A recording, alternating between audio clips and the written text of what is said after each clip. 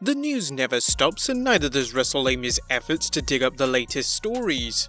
Join us now as Wrestlelamia looks at your 30th September 2019 news, including the grand finale to the CM Punk vs COLT CABANA lawsuit, Punk's heat with the WWE locker room, hyping up the WWE, a big week in wrestling, Cain Velasquez mulling over AEW or WWE, as well as our top story, subliminal advertising by the WWE.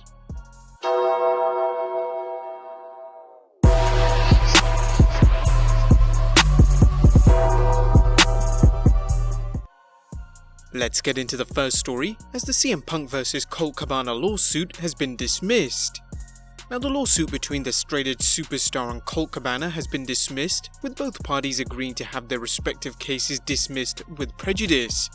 A recent article at Fightful.com summarized the lawsuit, saying, CABANA sued Punk in August 2018 for $1.2 million, alleging that Punk agreed to pay for CABANA's legal fees, but suddenly demanded CABANA pay over $250,000. CABANA accused CM Punk of being the reason he had to seek other legal counsel in June 2018 trial against WWE doctor Chris Amann. The latest update was back in June 2019, when Punk filed a counter lawsuit seeking $600,000 in damages. Now, if you're unfamiliar with the term, dismissed with prejudice means neither party can file any further cases related to the original complaint. The judge ruled, having examined said stipulation and being fully advised in the premises, finds that this cause of action has been fully compromised and settled, and the parties have stipulated and agreed to the dismissal of the complaint with prejudice, and the court further finds that all costs have been paid. There still seems to be plenty of bad blood between the former Second City Saints. When a COLT CABANA fan called Punk out on social media about the lawsuit, Punk replied, "He sued me. He wanted to end the dumb he started. I asked to speak to him, he declined. I asked to enter mediation, he declined. I offered money, it wasn't enough. I never wanted any of it. He's as greedy as you are ignorant to who I am, and fooled by who he is. I love the guy, would have done anything for him. And the irony is, if he just would have asked for the money, I'd have given it to him. Instead, he tried to extort me." But that's not all the CM Punk news we have for today, as he also has some heat with the WWE locker room.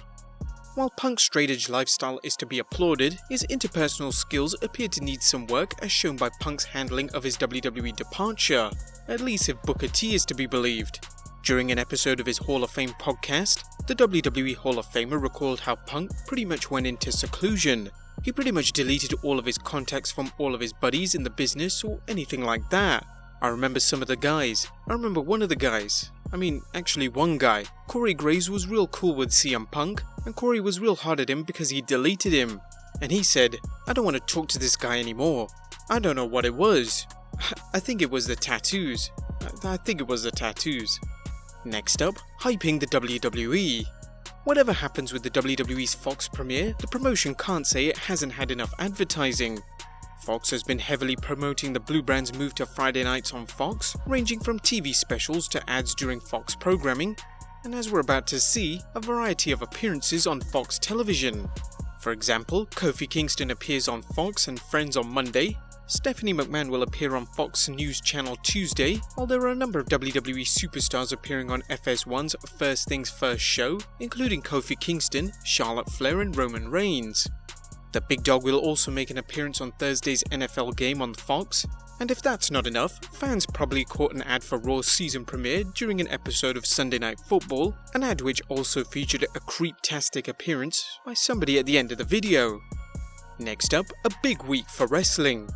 No matter how you look at the state of the industry, is it in a slump, business or usual, or ready for a possible resurge, there's no denying that this week is a big one for the industry, whether it's the start of the Wednesday Night War, SmackDown's move to Fox, or even the season premiere of Raw on USA. The WWE is shaking up its announced teams, reportedly launching new sets for Raw and SmackDown, and packing SmackDown's 20th anniversary celebration with a cavalcade of stars. In a recent interview with the New York Post, the WWE's Kevin Dunn commented, "We're rolling out completely new sets, opening logos, graphics, theme music for both Raw and SmackDown next week in WWE Premiere Week. For the first time ever, we're going to have dedicated writing teams, Raw led by Paul Heyman and SmackDown led by Eric Bischoff. Add in the upcoming draft, and it's clear the WWE is going all in to build its audience. you can be certain AEW is planning something to make its TNT debut unforgettable. But what about Raw's season premiere tonight? As how much effort is WWE putting into their show? Take a look at tonight's lineup. A Universal Championship defense by Seth Rollins against Rey Mysterio, a Brock Lesnar appearance, a special episode of Miz TV with Ric Flair and Hulk Hogan, a US Championship defense by AJ Styles against Cedric Alexander, Alexa Bliss battles Sasha Banks, and Raw Tag Team Champions Dolph Ziggler and Robert Roode defending the belts against Heavy Machinery. What about what's going on in All Elite Wrestling? As the fuse has been lit and Dynamite has some big matches listed, including Nyla Rose and Rio competing to become the first AEW Women's Champion, Cody battling Sammy Guevara, Kenny Omega teaming with the Young Bucks to battle Chris Jericho and the Mystery Team, Hangman Adam Page taking on Pac, MJF vs Brandon Cutler, and an appearance by Jon Moxley. Will AEW have any surprise appearances too? Chances are they will, as the promotion has repeatedly stated they've yet to debut their entire roster. Moving over back to NXT, what have they got planned for their show? As although they performed okay without opposition, how will it fare against AEW this week?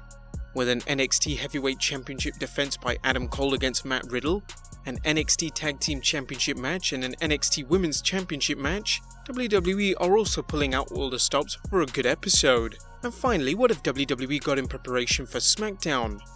WWE has packed its debut episode on Fox with a huge number of stars, whether it's WWE Legends or big matches like WWE Champion Kofi Kingston putting the belt on the line against the Beast Brock Lesnar, Kevin Owens and Shane McMahon putting their careers on the line in a ladder match, Roman Reigns battling Rowan, and the team of Becky Lynch and Charlotte battling Sasha Banks and Bayley.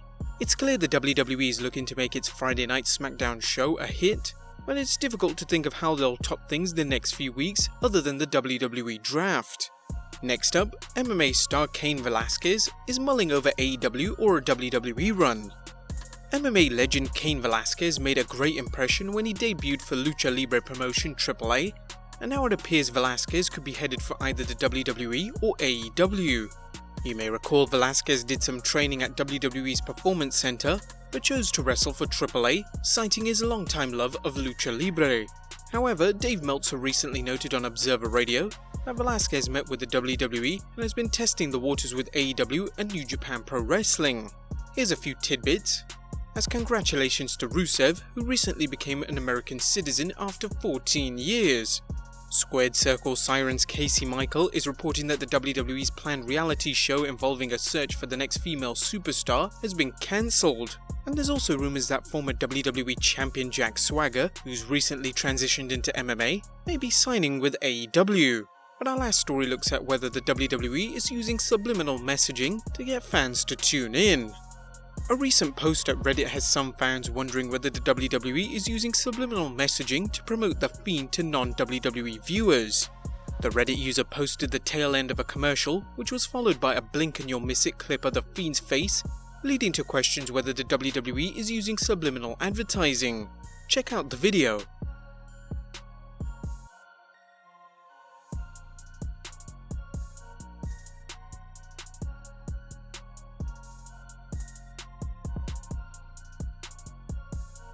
Anyone who's seen films like The Exorcist knows of some subliminal messaging tactics, as in the movie, a face also appeared at random segments of the film. Now there are two types of subliminal advertising, the first being, subliminal messages in advertising are designed to engage people subconsciously. These ads use various colours, shapes and words that enable customers to make small but powerful associations between a brand and an intended meaning. Now these could be as simple as using a word to make you buy a product, such as the hidden message in the old Pepsi cans, but subliminal advertising is usually associated with a more sinister method, described as follows. Subliminal messages are visual or auditory stimuli that the conscious mind cannot perceive, often inserted into other media such as TV commercials or songs. This kind of messaging can be used to strengthen or heighten the persuasiveness of advertisements, or to convey an altogether different message entirely. True subliminal messages cannot be observed or discovered by the conscious mind, even if you're actively looking for them. Now, while subliminal advertising is banned in some nations, it is legal in the United States, although it's subject to federal regulation. Whatever the case, The Fiend's brief image seems visible in the Fox ad, even if it only appears for a second. A recent ad for Raw during the 29th September edition of Sunday Night Football featured a brief clip of The Fiend at the very end, a subtle reminder of his presence on Raw. What are your thoughts on it? Let us know in the comments down below, subscribe if you haven't already, follow us on Instagram and Twitter, and I'll see you next time with some more wrestling content.